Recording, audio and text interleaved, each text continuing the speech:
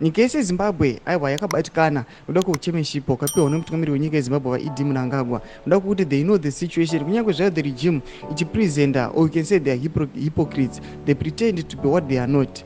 Kana pari pamaSADC leaders they show another picture, kana kuri kunyika yezimbabwe kumacitizens they show another view. Panapa toona macitizens obatikana nokuda kwemashoko anotaurwa nemutungamiri wenyika poso papresidential page. Sanapinda mashoko abuda nyogwa nobva subscribe like turn on the bell icon. Tipina mugwa muchinzi, I'm honored to assume the role of SADC chairman.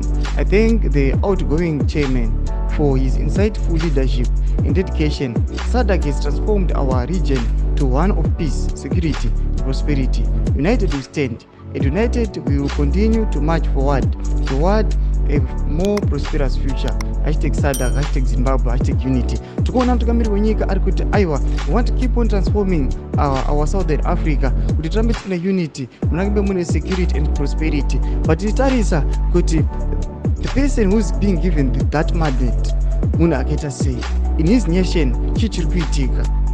There are a lot of crackdowns zviri kuitika munyika yezimbabwe, torture, abductions zvisina kuadresiwa ne the very person, but that very person ndiye ari kupiwa the mandate yekuti akwanise kuona the Southern Africa, aone kuti aiwa Southern Africa iri kudevelopa, Southern Africa muri kuita industrialization, ari kupa that mandate. Vagari munyika yezimbabwe vakuna kutoti kunyange nema-issues anga asati adhiswa munyika yezimbabwe achangoramba akadaro achatowesena. Ndotizive mafungiro enyu muri kudiwa pamusoro pechiitiko ichi. Tinoona kuti aiwa macitizens emunyika yezimbabwe aiwa nekusapuraiswa kwawakaitiwa, tiona the deployment of military forces, kuna the deployment yemapurisa neriot zvakaita kuti vasapuraiswa vasakwanisa kudemonstrata kana kuraisa their voices. Todzive mafungiro enyu muri kudiwa pamusoro pechiitiko ichi. Pinda comment section medu, musaona subscribe like, turn on the bell icon.